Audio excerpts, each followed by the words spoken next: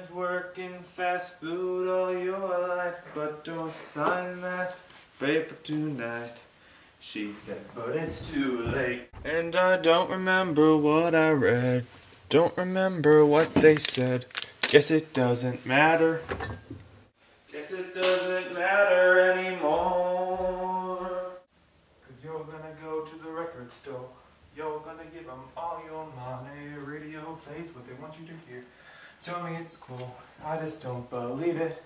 Sell out with me, oh yeah. Sell out with me tonight. The record company's gonna give me lots of money and everything's gonna be alright.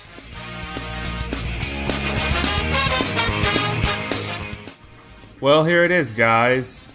You've been requesting this a lot, and here we go. Digimon Adventure 02. Now, I'm probably going to disappoint a lot of you when I say this, but I do not think that 02 is the worst season of the series. In fact, it's not even in my bottom 3. Granted, it is also not in my top 3, which puts it directly in the middle. Mainly because 02 to me is a very interesting mixed bag, especially when you compare it to his predecessor, Adventure, which we will probably make quite a few direct comparisons to as this whole critique goes on, seeing how they are kinda related. But the other reason why I find this whole thing just so interesting to me is because that while 02, I will say, improves on some things from Adventure, it usually does something to completely negate the improvement. To make things worse, these improvements are all things that I have directly stated I wanted from previous seasons. I said that I wanted to have more human villains because they are typically more complex in their characters. Well, I have the 2 first human villains in the whole series. We have Ken and Oikawa.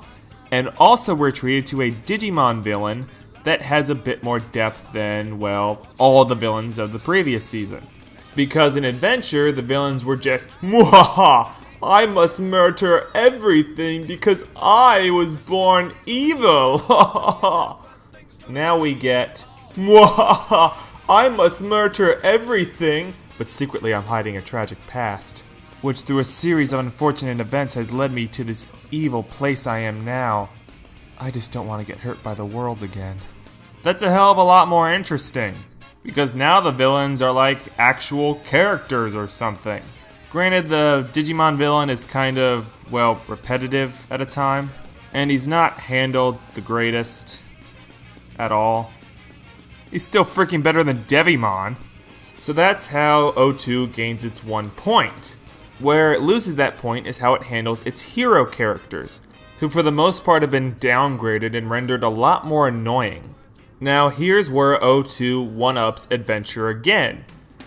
It has a much simpler structure. It's a 3-act structure with 3 villains, which is something that I stated repeatedly that I wanted. Where it loses that point is because it is filled with some of the worst garbage I've ever seen. It feels like it has all this time that it doesn't know how to burn, so it just fills it up with crap. Like that utterly retarded trip around the world adventure. God, I can't even sit through those anymore. Boy, I don't even know if I'm going to be able to talk about those. The other thing that makes this season interesting is the fact that it is, well, tied to the previous one. I don't want to say it's a direct continuation of the previous season because it's not. Well, it's mostly a new cast. TK and Kari are the only 2 main returning cast. The rest of the kids in the group are just kind of relegated to background advice. But anyway, how it benefits from this is that it removes a lot of those discovery episodes, like where the kids have to rediscover the digital world, where we have to sit through that again.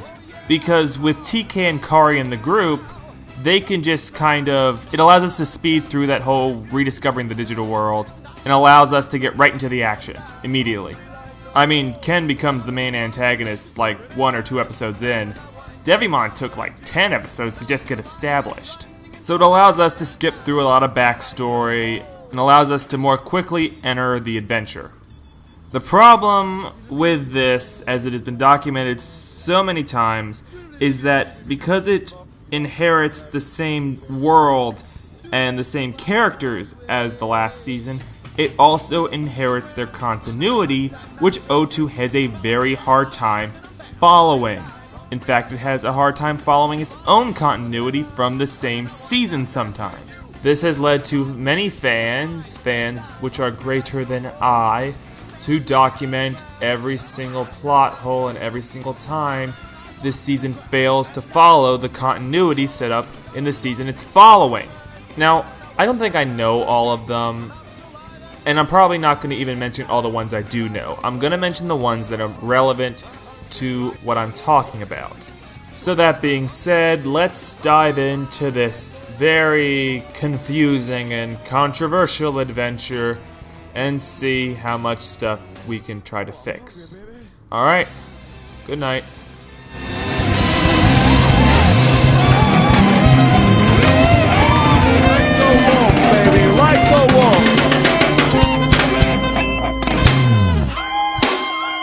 Was that too much?